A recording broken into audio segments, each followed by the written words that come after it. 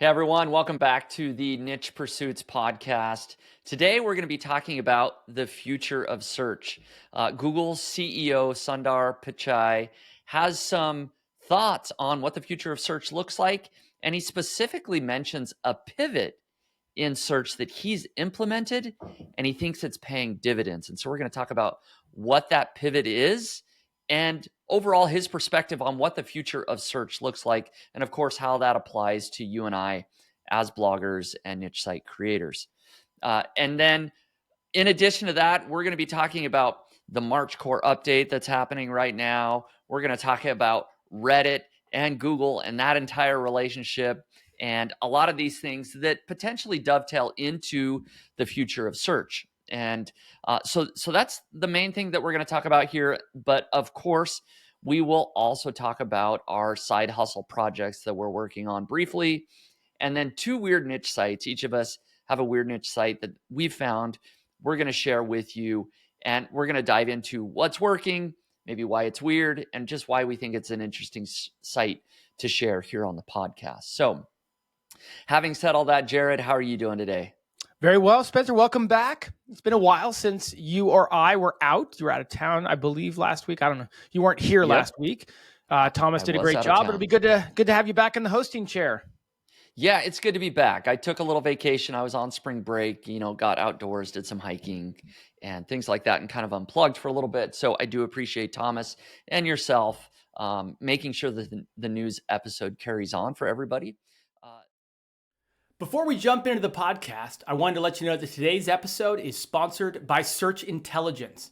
Here's a short clip of Ferry from Search Intelligence showing you how their agency built digital PR links to a client's website. This is how we landed massive links for our client in The Sun, a DR90 website, and many other UK news websites. We have used freely available data from YouGov to simply find out what the nation's favorite car brand is and which brands people love the most. Of course, Rolls-Royce came out on top, Aston Martin second, and Jaguar third. We put these insights in a short email and sent it to journalists that write about cars and to national news desks on behalf of our client. Within a few days, our client got featured in all the Suns, as well as many regional newspaper sites in the UK, gaining DR90 links to their leasing comparison website. YouGov website is full of unlimited PR stories with data already available for free. All you have to do is to start researching their data and start asking the data questions. You will be surprised of the unlimited PR campaigns that you will find there that can help you build massive exposure and links to your or your clients' websites. I hope this video is helpful and inspirational. If you want similar link building PR campaigns for your website, head to search-intelligence.co.uk and get in touch with them now.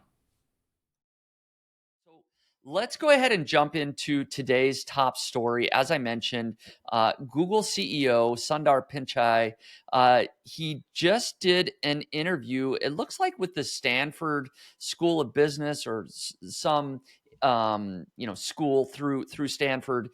And he was asked a lot of questions about what does the future of search look like. And he kind of gave a vision for here's what search is going to be like over the next 10 years. And this article just on Search Engine Journal summarizes this interview. The interview wasn't actually done with Search Engine Journal or anything like that, but they summarized this interview. And the big pivot that the CEO of Google talked about is, well, I'll read his quote. He says, "One of the main things I did as CEO is to really pivot the company towards working on AI. And I think that will serve us well for the next decade ahead." And so does Google care a lot about AI? I mean, there you have it. The CEO says that's the big pivot he's made so far as he's been CEO. And he's only been CEO for, I don't know the number, 5 years, something like that. Mm-hmm. And he believes that AI is going to serve them well over the next decade. And so kind of gives a little bit of a discussion on all the R&D that they've been doing. Of course, we know about Gemini Pro, their AI generation tool. And we have seen, as content creators, the search generative experience, or SGE, that is now happening directly within Google. And he talks about these things a lot. It feels like that is pretty much the biggest things that he talked about throughout this interview when he looks at, okay, what does the future of search look like? Well, he basically says that technology is evolving and technology is going to always evolve, but search is essentially still going to be happening in the same overall manner. People are still going to be searching things, but the technology is going to be more advanced, including, AI. And what is interesting to me is that he was sure to point out that, hey, AI is nothing new. We've been trying to implement artificial intelligence into our search results for a long time. We've been doing this through featured snippets. We've been doing this through all the additional features within search that behind the scenes, it's been this artificial intelligence that has been surfacing some of the best content, and even the instant answers that they have, right? They've been doing that for a long time. And so Google, or search, I'll just read this quick quote. Search used to be text and 10 blue links, maybe 15 years ago, but now it's images, be it videos, be it finding answers for your questions. Those are all changes, to my earlier point. We've done all this in Google search for a long time, and people like it, people engage with it, people trust it. So he's sure to point out that, hey, Google hasn't been just 10 blue links for a long time. So that's my quick take overview. Jared, chime in. What's your thoughts on this interview? It's good read. I think it's good read because this is exactly the way I would imagine a CEO would think about search. we think about, like, I know some of the conversations I've been involved with just this week is like, how are we going to optimize for SGE? What does it look like to get your content inside of there? We talk about load times and, all these things that we tend to focus on. And this is, many would say, probably pretty generic as it relates to the future of search in 10 years.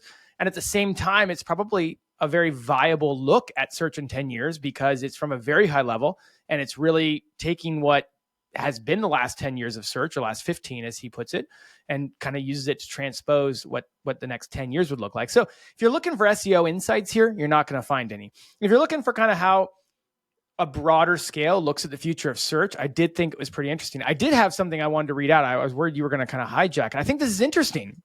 Okay. Let me read this one little part here for you. One of his quotes. Look, I think it's one of the common myths around Google, around that Google has been 10 blue links for a long time. When mobile came, we knew Google search had to evolve a lot. We call it featured snippets. I think that's interesting. I never had correlated that featured snippets were a direct response to the increase in mobile usage and mobile search. I'm not sure that's exactly what he's saying, but he's insinuating that. And I wonder if SGE is their similar approach to AI, akin to mobile featured snippets was to mobile search. Yeah, interesting. I agree. I think it's super interesting, right? They evolved when mobile phones were becoming higher usage, added these featured snippets, and then of course we now have AI continuing to evolve search. And I think that the other sort of big thing that he said is that SGE is not a chatbot experience. Basically saying that chatbots and search are kind of two separate things, right? And that's interesting because I think Bing has integrated ChatGPT so closely into their search experience. They would almost say, I don't want to put words in their mouth, but from what they're doing, they would almost say that chatbots and search are akin to each other, right? Right. Yeah, but he's trying to kind of differentiate potentially this strategy or this way moving forward, right? He says, and so I think that's different from when you're in a chatbot.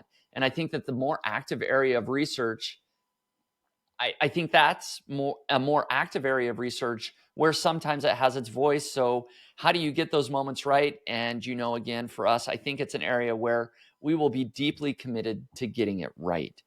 And so even though SGE and AI is implemented into search itself, he still does try to differentiate between using a chatbot versus search, which again is an interesting perspective.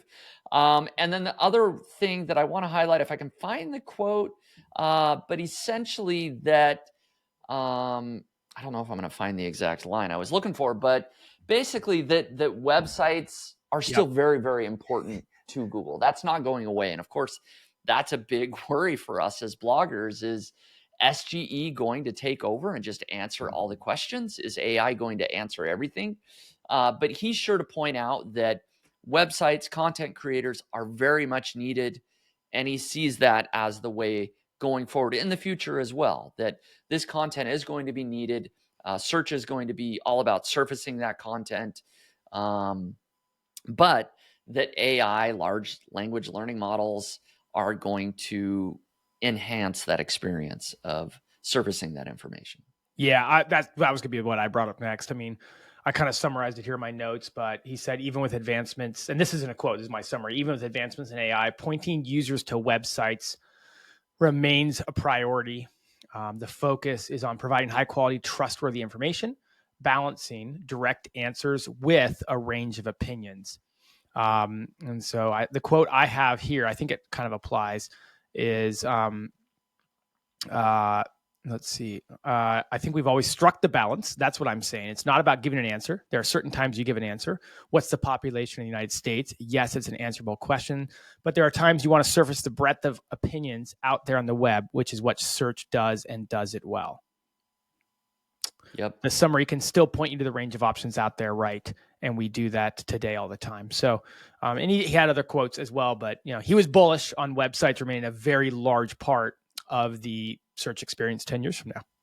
Right. Exactly. And I think it's difficult to predict, even for a CEO, to know exactly what search is going to look like in 10 years.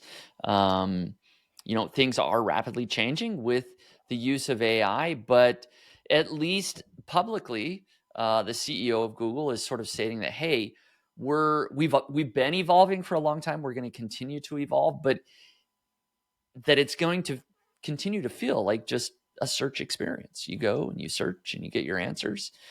He certainly is not making any bold statements that that's changing drastically, and I wouldn't expect him to do so. How about this for an alternate universe? What about in 10 years if you go to the Google homepage and there's two windows to type into, and one says search SGE AI experience and the other says search the Reddit experience, and that's it? That would be a big change. The Reddit experience. Kind of feels like we're going that way sometimes, doesn't it? It does a little bit. And, since you brought up Reddit, maybe let's talk about, something that Lily Ray brought up recently. We've talked about the Google Reddit relationship for a long time. It feels like Google's, I don't know, kind of got a crush on Reddit a little bit. I think at this point, it's more than a crush. It's a little. I think we're getting into like affair territory or something. Yes, certainly. I mean, it's.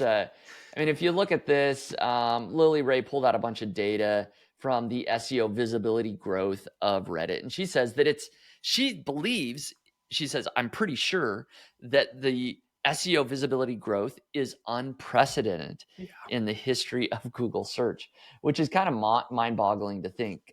You have to pull up the graph that she has somewhere in there, by the way, just at some point. Yeah, a couple of images down here. That one, yeah. This one here. Yeah. Yeah, here we go. We can get that one pulled up. That is just, that's insane. That goes to, and that's even like the beginning of March, isn't it? With no, that's 2023. the March. That's like since the helpful content update. Right. So you'll actually see where we were talking a couple of weeks ago about the dip Reddit had. Well, they have not only recovered from that dip, but doubled the downward trend. Yeah. It's like even when they dip, we can't even get the news out fast enough before they've recovered and regained and gotten more traffic. But anyways. I agree. She says here that Reddit has moved from the 80th biggest SEO site on Google last July to now the 6th biggest today. That is just mind-blowing. The 6th biggest SEO site in the planet. right? And things, I mean, this graph kind of shows it all. It just continues to grow. Like you said, maybe there's bumps in the road, but it just continues to grow. And she brings up a point, which I'm still not really on board with this theory. And she kind of says the same thing. She's like, I've avoided this theory, but it's like almost getting ridiculous not to at least look into it further. Like, is there some sort of monetary or backdoor relationship with Google and Reddit? I mean, Google recently had this partnership that we talked about on the podcast. Well, there is. Yeah, I was going to say there is a monetary relationship. There is. Yeah, I guess there it's is, in the open. How far does it go? I guess maybe. Right. So Google is paying Reddit $60 million a year to access all their data, user information to train their AI models, right? And I was going to say, and to your point, Lily's point, I'm being facetious by saying there is a deal, but the deal has nothing to do with what shows up in search. Exactly. It's strictly for training their AI model, right? So anyways, I say that, but it shouldn't have any impact on what's ranking It should not, right? But it is hard to ignore when, hey, we're paying you $60 million and we're going to send you a bunch more traffic so you can get a bunch more data, and blame it on the algorithm, blame it on the algorithm. That's just the way it works. So that's just another, not necessarily news story, but an update to like, okay, Reddit is still crushing it in Google.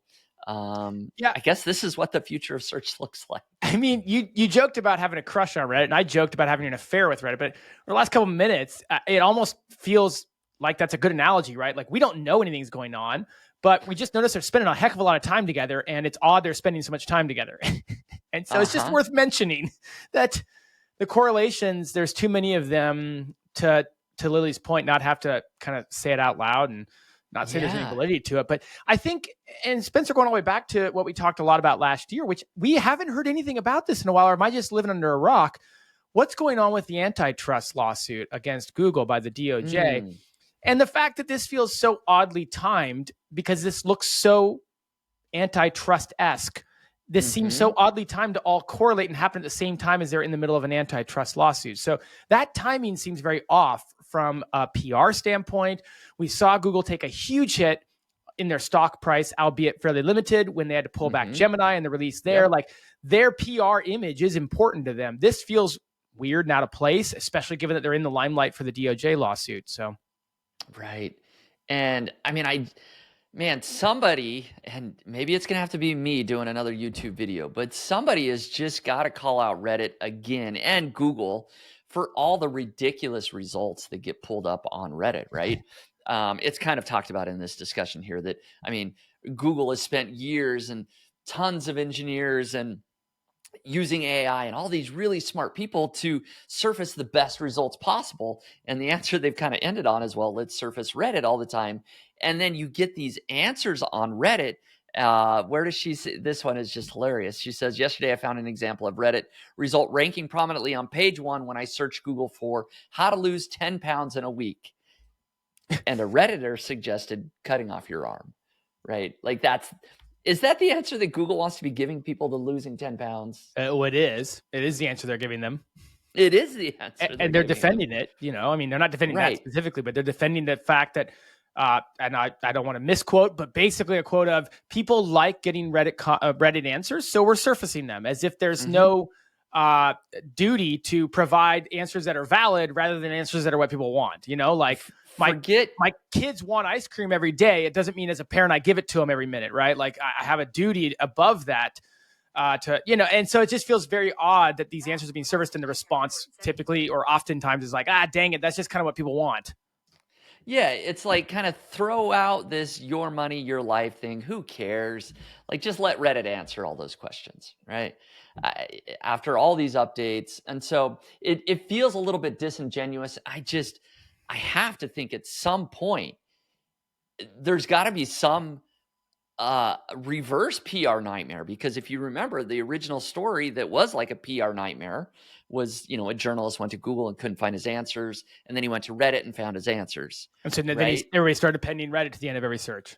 And now it's like we've come way too far at this point. There needs to be another story saying, okay, Reddit, okay, Google, you went too far with Reddit, right? And Maybe I just need to create that video again. But I figure some here's big name journalist for the Wall Street Journal just needs to cover it. I mean, this is just a juicy, juicy story that, unfortunately, I don't have a big enough microphone to cause a real dent in Google's image. But if somebody covers it, Wall Street Journal, if you're listening, I'm happy to talk. We need to all start going to Reddit and searching, but appending the word Google to the end of our Reddit search. Wouldn't that be great? I'll tell you, we'll have come full circle at some point. Well, I don't think anyone's all that much happier with the non-Reddit results we're seeing in Google right now either. So between Parasite, SEO, or whatever they're calling it, and apparently solving in the next couple of weeks, to Forbes writing about the best everything under the sun. Exactly. They're an expert in everything now. And, speaking of current search results, we do have this March core update. I'm just sharing a tweet from Glenn Gabe. I think he's kind of doing this daily here, basically saying, hey, the March core update, he says his core update notes, I guess is what he calls it. April 11th, that's today that we're recording. No finish yet to the core update. And so if you don't like the Google search results, the update hasn't finished, but it's starting to feel like we're getting to the very end. In fact, Glenn says he felt like it would be over by now, but it's still going on. So there's still like this sliver of hope that there's going to be some changes to sites that were hit by the helpful content update. Of course, the helpful content update is now part of the general core updates, right? But as he points out, unfortunately, and this is, it's kind of depressing, but we have to talk about it. It's just that he has not seen any reversals of the helpful content update. We have not seen any sites have a recovery during the March core update, which is what a lot of us were really hoping. In fact, just being, boots on the ground, talking to a lot of people, people have been hit harder. They got hit by the helpful content update, and they got hit even harder somehow in the March core update. And so it's a little bit depressing out there, right, for a lot of listeners. And so I don't want to make light of what's going on because it has a lot of people struggling in their business and really questioning what to do next. Yeah, we'll talk about it a little bit later as well. We'll kind of touch on, what the future could look like and what people are doing about it, but you're exactly right. Like, I think everybody wants to reserve final judgment until this core update wraps up. Of course, we're dealing with like the longest core update in the world. Thomas and I talked last week about how surely, by the time we got on this week, we'd be talking about the wrap of the core update. Right after we got off recording, as the podcast was going live, John Mueller either slipped or kind of let the cat out of the bag at a presentation he was doing, I feel like Berlin, Germany, somewhere in Europe, basically that the update was still rolling out, would have a couple more weeks. He said, I think 1 to 2 weeks. And so here we are 1 week later, could be another week. John Mueller has addressed that. And so sure enough, we haven't seen the end. And I suppose there's a chance it might not be done at this time next week, although I think next Tuesday is the 6-week mark now. So I think we should really be wrapping it up. But, it's always tough, like when you're waiting for news about something as devastating as a helpful content update was to so many of the listeners here. And of course, this is the update where we have to wait the longest for that news. So you're right. It's a kind of a troubling time for many and tough, and you don't want to put the nail in the coffin until we're there yet. But at the same time, Glenn is documenting every day how there hasn't been any movement yet. So, yeah, exactly. So, kind of just hold on out there, give it another week, and we'll be hopefully by then talking about a summary of the March core update, hoping, fingers crossed that there are some positive updates, something positive to say, about the update instead of, Reddit just got a bunch more traffic, after the update. Yeah. I know you and I both already have so many thoughts to share about all this topic, right? We talk about it offline all the time and stuff. So I'll save it for next week and the following weeks, but suffice to say, like, seen zero movement on any of the sites impacted by the HCU is just, it's a fascinating approach to the larger topics we've already addressed today. So I'll leave it at that and stay tuned for more thoughts later. Yeah, exactly. Especially with all the chatter and, sort of the communication with Danny Sullivan, Google Search Liaison on Twitter. He's dived in deep into all these Twitter threads and sort of tried to provide consoling words. And to not see any movement on that front is a little bit frustrating. So, Yeah. That's putting we will. So we will leave it at that. But we do have one other interesting thing that I think you touched on a little bit with Thomas last week. I think you said is sort of the usage of Bing, right? That Bing usage is on the rise. That it actually gained some footing or number of users or percent total usage of search, right? There's a little bit more happening on Bing now versus Google than before. So, but it was the Bing. Now remind me, who is this person? Fabrice Cannell. She is the principal product manager at Microsoft Bing. And she says that Bing usage extends beyond what many SEOs may realize. And then he goes on to basically say that in addition to just Bing, you're hopping on Bing and using the search engine directly, Bing actually powers several other search engines, including DuckDuckGo, Yahoo, Ask, Ecosia, Swisscows, and more surfaces as Windows Copilot and more. So if you sum up all of that, the impact is even more significant. So if you've seen your Bing search traffic increase, great. But if you've seen, more traffic coming from DuckDuckGo or Ask or Ecosia or all these, that's really just Bing. Yep. Right. So if you optimize on Bing, right, that's a way to tap into kind of all these sources a little bit more. You're not just, not that we're there yet, maybe as SEOs for optimizing specifically for Bing, but I think to your point, exactly. If you optimize for Bing, you're actually also optimizing for DuckDuckGo. You're actually also optimizing for Yahoo. And, Thomas kind of brought up a good point last week that, is worth mentioning. Like, if your target demographic is a bunch of millennials, well, maybe you don't need to do it. But to his point, like boomers love Bing, right? Because it's defaulted on the Internet Explorer. And, so if that's your target market, man, there's more and more of a case. This is more and more interesting to think about optimizing around a Bing because of all the platforms it's on. Yeah. And the other interesting thing to note is that the desktop search market share. So desktop, again, this is, the boomers, they're not using the mobile device. So it does skew to an older audience probably. The desktop market share shows that Bing at over 17% share with Google at 76%. So that is very interesting. And then also Yahoo is almost 4%, DuckDuckGo is 2%, and others, right? So you get well over 20% of the desktop search share is happening really with Bing search engine. And I mean, that's a staggering number, 17%. I know that most search happens on mobile. So let's not get carried away here. More people are searching on mobile, but that's still like you're getting these figures, you're getting these data points that are suggesting more and more that Bing is a powerful search to be reckoned with, especially going forward. Yep.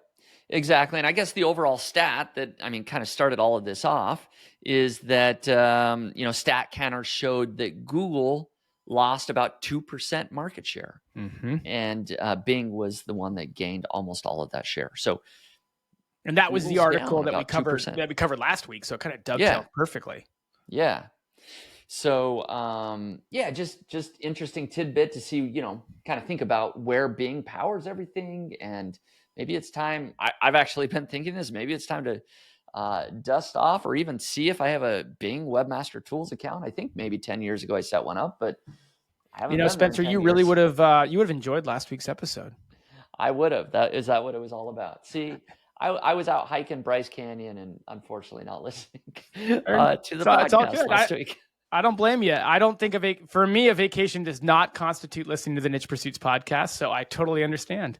But we joked about how, it's time for everyone to dust off their Bing Webmaster Tools and get their login out and kind of go back to looking at it. That's exactly right. So, shout out to last week's podcast. There's probably a link somewhere if you want to hear that discussion a little bit more, go for it. We'll just end it there. Another week of Bing in the news. I think that's the important thing. Another week with Bing's, success being in the news, And that's news itself right there, right? Bing mentioned twice in a row on the Niche Pursuits podcast. So that kind of summarizes all the big news stories that we wanted to chat about. And so we're going to move into our shiny object shenanigans that we have to talk about. And interestingly, I think kind of the news thread ties into our shiny objects here as well, as I'll discuss. But basically, a quick update on things I've been working on. I've talked about a lot in the past is one, Amazon influencer, right? I said that, been talking about that for about a year now, but that's, something totally different than Google. You don't send any traffic to your website. But I'm still making $1,500 to $2,000 a month this year after having put minimal effort into that over the last 3-4 months. And things are going great there. And then the other sort of side hustle that I've been working on for a long time, over a year, is trying to get more and more traffic from Facebook. So I have a separate brand, a separate website that really the only source of traffic right now is Facebook traffic. It has a Facebook page and I'm trying to drive traffic there, and it gets anywhere from 10,000 to as high as 50,000 visitors a month if it gets, a couple pieces that do really well. But what's interesting, of course, about those two side hustles is that they don't rely on search engine traffic really at all. They're not Google reliant. It's not SEO. And these are a couple of projects I've been working on for about a year now. And again, I just say it's interesting because there is so much more interest now in sort of these alternative sources to Google, this alternative source of traffic or business that, there wasn't quite as much interest in 6 or 8 months ago when the Helpful Content update first came out. Hey everyone, Spencer here, founder of Niche Pursuits. Are you adding a new internal link pointing to each article you publish? You should be. Ever find it time-consuming and a bit overwhelming? Remembering what content you published and deciding which anchor text to use can be a real headache. What if there was a better way? Well, that's exactly why I created Link Whisper. Simply click Add Inbound Internal Links, and Link Whisper will scan your site in seconds and suggest the most relevant links with appropriate anchor text for your new article. Now simply check the box next to the internal links you want to add, and Link Whisper will add these links for you. No need to go into each article, edit, and add the link. It's already done. No more manual internal link building or guesswork. Just efficient, accurate linking that saves you time and improves your SEO. Transform your content strategy with Link Whisper. Start linking smarter, not harder. Use the coupon code PODCAST for $15 off. Head over to linkwhisper.com and use coupon code PODCAST to get $15 off. So, I don't know, maybe I'll let you kind of announce what you have coming up, Jared, as it ties into this alternative source of traffic. And I'll share a little bit more after you kind of say what's going on there. Yeah, it is funny. We've been categorizing alternate sources of traffic to Google as side hustles. And more the conversation becomes, wait a second, do I need to make Google my side hustle, Google traffic my side hustle, and look at other channels, other vehicles as an alternative source of traffic. So yeah, that conversation's been going through my mind quite a bit, and I'm with you. I did a newsletter last year as one of my side hustles, Weekend Growth, did the Amazon influencer program with you. And those are all different forms of traffic to Google. And that question's been obviously banging around for so many people right now who have seen their content, their website get hit by the HCU, the March Core Update, et cetera, wondering about the business model going forward. Anyways, so I thought we'd get together a bunch of different people who are having success on different platforms and put a full day together where we talk about each of these alternative traffic platforms and talk about it from a standpoint of what does it look like? How viable is it? And probably most importantly, is it a direction you should start going. And so it's called the Alt G conference. I think you can all figure out what the Alt stands for and what the G stands for, but we'll leave it at that. The Alt G conference, it's free, and it's going to be happening on Wednesday, April 24th. And suffice to say, we can kind of go into a little bit more detail, but we're going to be talking about all the different ways to get traffic to your content outside of Google. And you'll be a speaker. I'll be speaking as well. We've got a lot of different people, many to most of which you've heard here on the podcast, like John Dykstra, Ann Moss, Michael Dinich, Tony Hill, Tim Stoddart, Thomas Smith from last week, Sam Yellard King, speaking about, hey, what does it look like to get a directory and get traffic there? What does it look like to use Facebook for traffic? What does it look like to use Pinterest and all these different topics, right? Yep. So that's super exciting. I'm excited to be a part of it. I actually just put together my presentation earlier today. For this, I'm going to be talking about the Amazon Influencer Program. And so if people want to check that out, I do have a link so I can track how many people are coming here through the podcast and through Niche Pursuits. So if you just go to nichepursuits.com/altg, that will take you to the registration page where you can register for free. I was typing that on the wrong screen here. But yeah, if you go to nichepursuits.com/altg, that will take you here to the registration page where you can register for free. And it's free for, how long is it?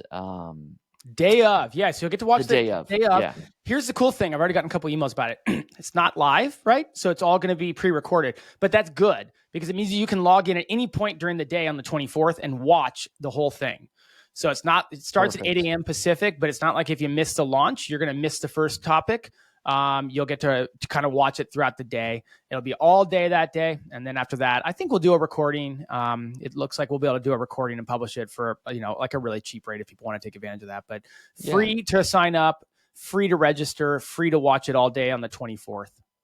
Perfect. So yeah, just go to nichepursuits.com/altg and you'll be able to watch my presentation on Amazon Influencer Program, where I share all my earnings, all my strategies, how I hire people, mostly how I outsource it. I kind of did it with that viewpoint of like, hey, if you want to outsource your Amazon influencer,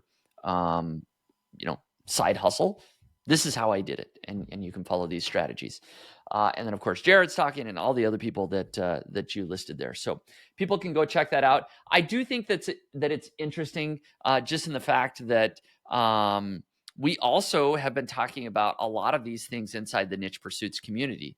That's what I was going to say. Where we're bringing experts in each week. Right now we're currently talking about Google Discover. We've had 3 people coming in and talking about Google Discover over the past 3 weeks. We had Tony Hill, Lily Ray last week. That she just, it's one of the best presentations I've heard on the subject, I'll be honest.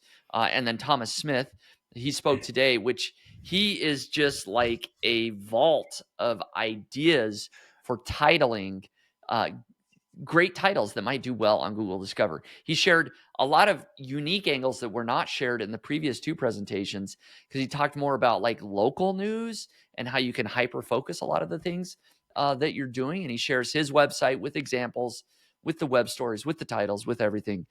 So it's super good. So, but then we're going to talk about Facebook traffic. We have 3 or 4 experts already lined up to talk about how can you get a ton of traffic from Facebook. Anyway, so people can go over to community.nichepursuits.com if they want to check that out. So having said that, Jared, do you have any other side hustle projects that you wanted to bring up, or did we kind of cover it all? No, I talked about influencer last week. I'm having a renaissance of results in influencer. Sheesh, well, you didn't hear last week's podcast. You weren't here. Dang it. Almost 4,000, just a couple dollars shy of $4,000 in March. That is impressive. Yeah. I've heard you've kind of shared privately some of the updates that you're having, like $100 days, like bigger days. And I'm like, okay. I had a couple $200 plus days in March. So, That's cool. I've been getting more involved in some of the Facebook groups too about it. Can you believe I went through the whole year last year without being in any of those Facebook groups? Like, so active. And it's been cool, more or less. A lot of it you kind of can ignore. But no, I have a new project that's coming. And I'm glad we talked about the Alt-G conference today, because I'm not quite ready to make like this really polished official announcement. Okay. But I think by next week I will be. Let me just put it this way. I bought the domain this week for it. Ooh, so exciting. I mean, I can't actually, I think everybody listening goes, just because you bought a domain name doesn't mean it's happening, because how many domain names do we all have? But trust me, it's happening. You've committed. Yeah. You bought the domain. I bought the domain. So I've settled on the idea and stuff. So next week I will share I think the 2024 project that I'm going to really be spending most of my time talking and focusing about when it comes to the side hustle world this year. So I'm excited, and a little tease for next week. I'll be talking about next week. I'll have a lot more lined up next week, a lot more of the plan in place for it. But domains purchased. We're doing this. Whoa, I like it. Ooh, that's why we do these shiny object shenanigans, is to get the adrenaline pumping, the excitement. It's like, ooh, this could be the next big thing. Spring, it must be a springtime thing for me, because last year in spring, Amazon weekend growth was March. Amazon influencer was May. This year I'm launching my new project in April. I mean, it's got to be a spring thing for me. There's something to be said about going through a long, cold, dark winter, and then just like, we got to break out of our shell and do something fresh and new. So next week, this segment. Okay. I'll be here. Let's do it. Okay, very good. So let's go ahead and save a few minutes now for our weird niche sites. And so I'll go ahead and go first. I've got this weird niche site, and again, just thank you to the Niche Pursuits community. I have a large backlog now of weird niche sites, and so I tapped into that and found this one that I think it's really interesting. Jared, maybe I'll ask you this question.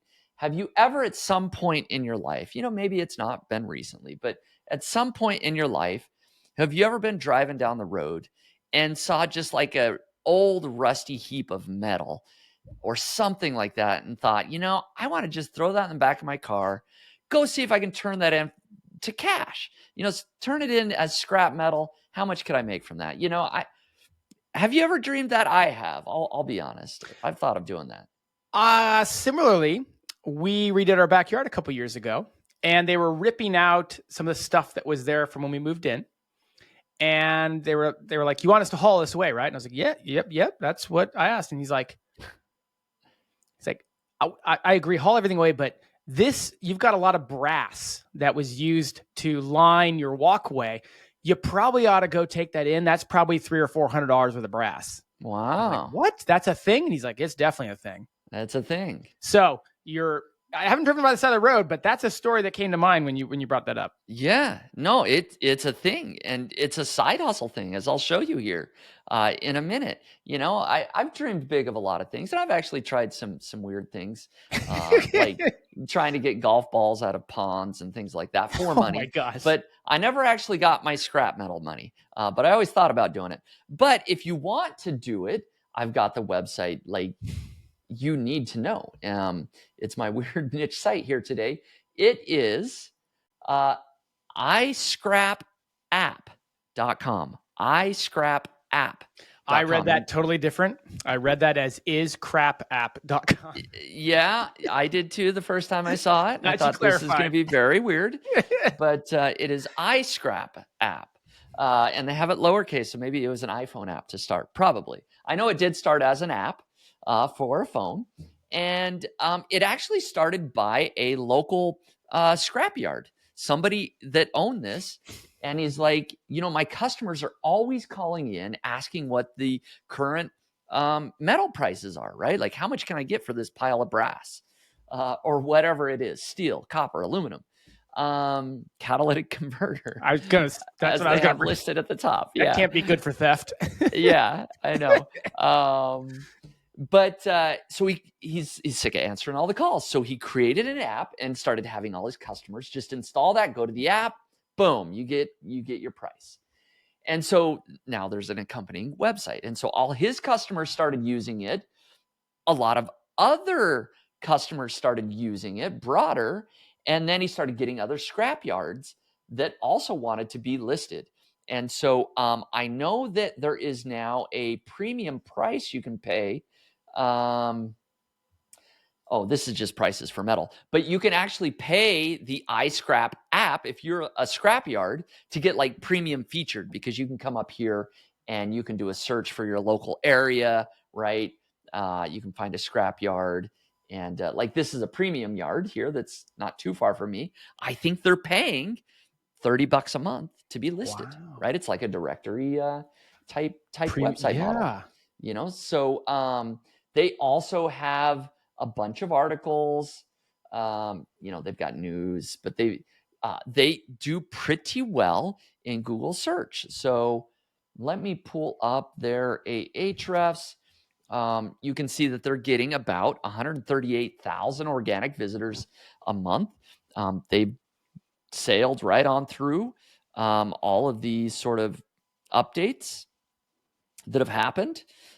Did well in the helpful content update, it looks like, and done just fine. And so they're getting, I think I went over to SimilarWeb and it shows, well, let's share it, that they're getting, around 300,000 visitors a month, sometimes more, right? About 300,000 visitors a month.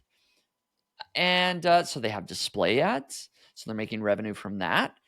They also have, their premium directory listings. So I think their business is doing, pretty decent just for this app. And again, it was started by a guy that owns a scrapyard. And so this is his probably side hustle little app, I have to assume. But I did kind of have to chuckle when I see, you can get the price for a catalytic converter. And now here's this article for 4 ways to prepare your catalytic converters for scrap, right? Some of the clientele that maybe are reading these articles maybe are not the most upstanding, but hopefully most of them are, right? Well, I'll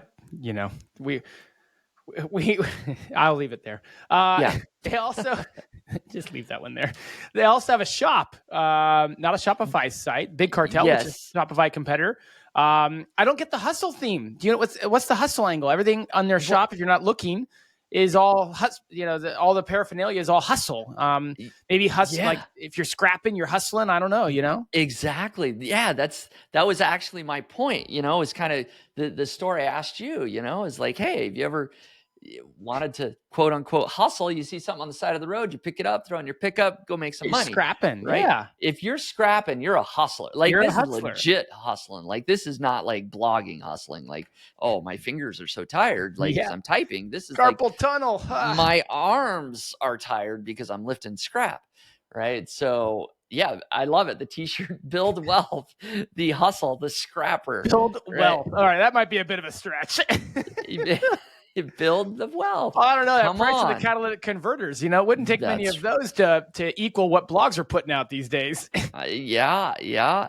I mean, you got magnets, sweatshirts. So I thought this is kind of funny. I don't know if he's selling any merch, but there must be, scrap hustlers, I guess. So here's a question back to the original question you had for me. Will they line up someone that can come pick up my metal and pay me for it? I get it probably for a less of a rate, but can they line up a scrapper who wants to come to my yard? Because I still got that copper in my yard 4 years later, because of course I haven't done anything with it.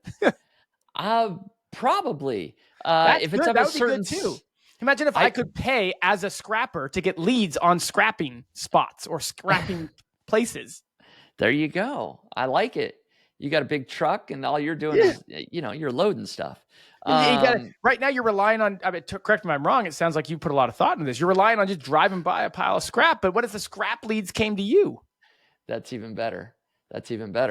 I do know that, a big part of scrapping is cars, right? Although this has got to be a typo. I just noticed this. Up in the header, it says sell cats. Oh, catalytic converters. Sell catalytic converters. Yeah, that's I thought it was car. I thought it was cars as the whole. I'm embarrassed to say I know that, and no, it's not for the reasons you think. But yeah, right. The Niche Pursuits podcast isn't paying the bills, Spencer. What can I say? A little side hustle that you haven't told us about. But cars are a big thing, right? So like I did basically have a junk car, right? At one point in my life where I basically had the junkyard come and pick it up, and they did come pick it up. I did a call with a guy on the phone and said, "Hey, you want to scrap my car?" And he said, "Sure, I'll come pick it up." Right. So I assume there's some sort of pickup service. Yeah, that's a whole. I mean, your car gets totaled. You can either have given to a junkyard, or you can scrap it for parts, right? Like that's kind of what they refer to. Like you can sell off the individual parts, and people buy old junk cars because they can quickly evaluate how much the parts scrapped, pulled off, and individually sold are worth versus the whole car itself at that point. So, yep, exactly. So I nefarious sold way of my doing business, a very legit way of doing it. To a guy that then scrapped it out and probably sold it. Probably use this site then to figure out where to take the catalytic converter from your car. That's exactly right. That's exactly right. So I find it kind of a fascinating, cool website. Hey, it's kind of like checking the stock market. What's the scrap prices for everything? I'll go to the recent page and see if I got a moneymaker here on the side of the road. So that's fun. I like that. I agree with you. It's a bit like I don't know the community at all, but just talking it out, you're right. There is definitely like a community around scrapping, scrap metal. And this is just, again, we've talked on and on and on about this on the podcast, like kind of keying in on I'll even say like probably a somewhat passionate community, Mm-hmm. Yeah, no, absolutely. I mean, I don't know how much money some of these guys are making, but yeah, if you're really hustling, like why not make a name for yourself? You get all the leads, you get all the scrap. Very good. All right. Well, all right. What do you got for us, Jared? I have a weird one. Okay. This was shared by a listener. Thank you very much.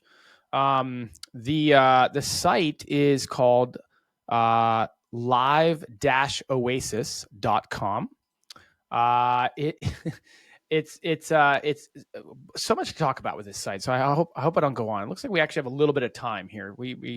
I can actually talk about it. So, basically it's centered around the idea of, do you know what's in your water? 90%, it says on the above the fold here on the homepage, 90% of your water sources contain toxins, microplastic, and other contaminants.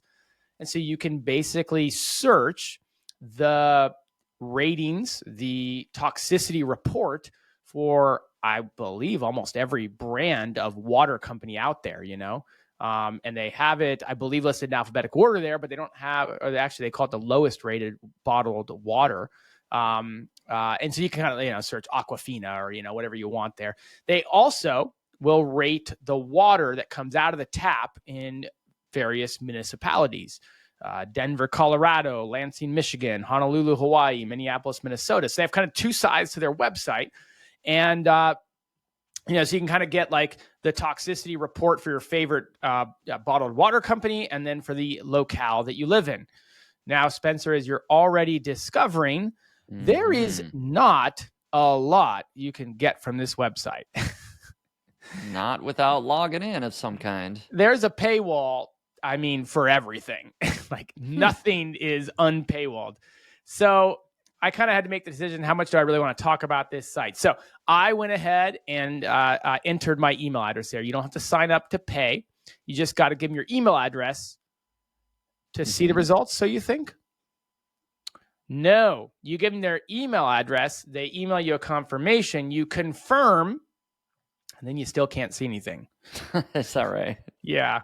I actually put a screenshot in the agenda there. I should have told you about that ahead of time, but so it's really I would say that this website is long on prospect, brilliant in many ways. When you think about, I have never really spent much time researching the water sources I drink, and I'd be fascinated to spend 10, 15 minutes diving into that. And it's long on these ideas and very short on the implementation of them. Not great yet on the implementation. So what you can do when you get through all that is upgrade your health by spending $5 a month to have access to all this stuff. Now, Spencer, to me, this doesn't seem like something I'm going to be researching on an ongoing basis. Right. Feels like something I'm going to do once, right? I'm going to be like, how's my water in San Diego? Cool, it's bad. All right, I got to put a water filter in, or, get my question, solve my problem, move on. Like, I'm not a water snob. I'm not really interested in learning ongoing. Aquafina, how bad is it? It's bad. Okay. Should I switch to Fuji? Okay. Or, what Fiji, whatever it is, right? And so I just feel like their business model of charging you on a monthly subscription basis for information I kind of expected to already get for free is probably not converting too well yet. Yeah, I tend to agree. I'm trying to think of who's going to pay $5 a month to know that Agua Vida has this many microplastics, fluoride, pH, etc.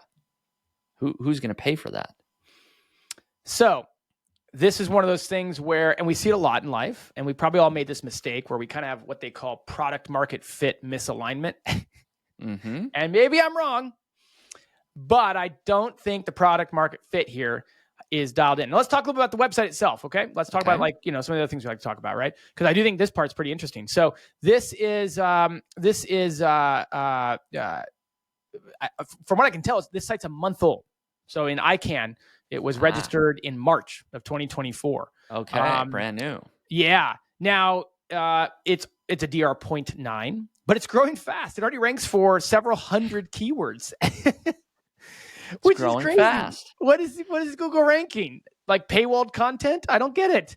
But they're ranking all these direct queries that people have. And so it's super interesting that after a month, it's got a lot of keywords. It does. Huh. So I had to immediately say, like, okay, what's going on? So I had to pull this into archive.org to see, are they working off of like an age domain here? I mean, it's a DR 0.9, so whatever it is isn't much. And I mean, not that it's having any impact, but this domain does have a previous history. It's been around in fits and starts since 2004. And it wasn't even an English site back then. If you look at some of that stuff from back in 04 and 05, it came back online in 07 and 08, had a little brief stint back online in 2010 and 11. We had a little bit in the mid 2010s, and then we have this site launching again. Looks Japanese or something like that. Yep. Yeah. Okay. Interesting.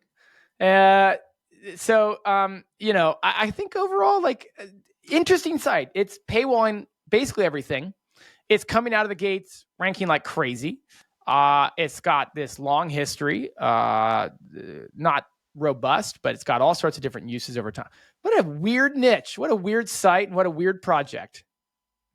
I agree. It is a little bit weird. And I have to wonder, like, are they pulling in a lot of this data just automatically from somewhere? Like, did they really go through and do this massive study or something to get all of this data? Or is there just some big resource that already has this and they're just programmatically kind of populating all this stuff? Yeah, their about page is pretty light, suffice to say. Doesn't really say. Doesn't really tell you much. The FAQs, there is a section for you. I did notice this. If you click FAQ in the bottom, does it address your exact question? Where do you get your data from? For those of you not watching on the screen, it says, don't worry, it won't take me long to say it. We get our data from science-backed research papers, official water testing reports, nonprofit research centers like EWG, and from leading scientific experts. Sounds really, really official there. Very vague. Yes. So all the things Google does not want us to do anymore.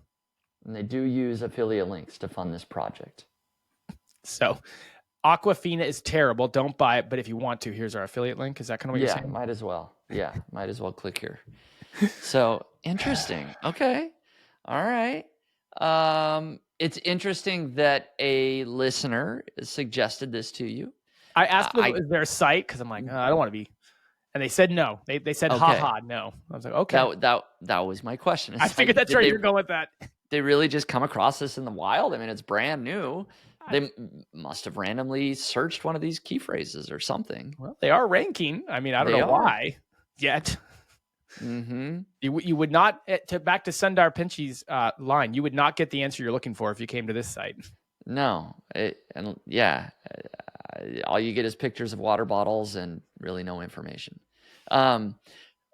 Interesting. This would be a cool one to follow up with. Yeah. In like 6 months or a year to see what's really happening with this website. I mean, again, flipping the model on its head a bit. what if instead of doing this, you could use that data and surface it? So instead of, because clearly, like, either they're in a very untapped niche, or there's not very much competition or something. There's not very many good answers here, but like they're already ranking out of the gates for a lot of keywords.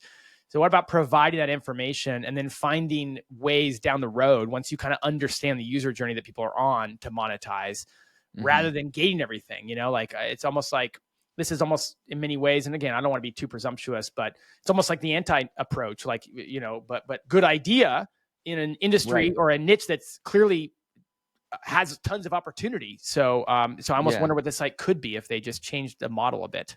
Yeah, I agree. I think giving away the information for free is probably the way to go.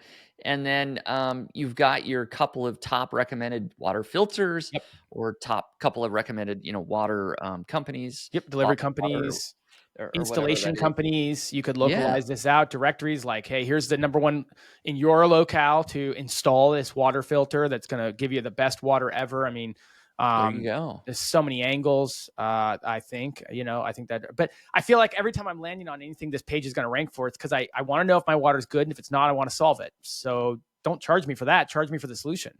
Mm-hmm. Exactly. And so, it does make you wonder how long they'll be ranking in Google with limited information. If people go and get no information, they just bounce back. And I don't think Google likes that. So we know they don't like it now. We'll have to put a note or something of like, okay, in 6 months, let's take a look at this. Well, you and I are both so organized. I'm sure that'll happen naturally. Yeah. Better add that to the notes now and just not touch it for leave it like the bottom for a year. Yeah.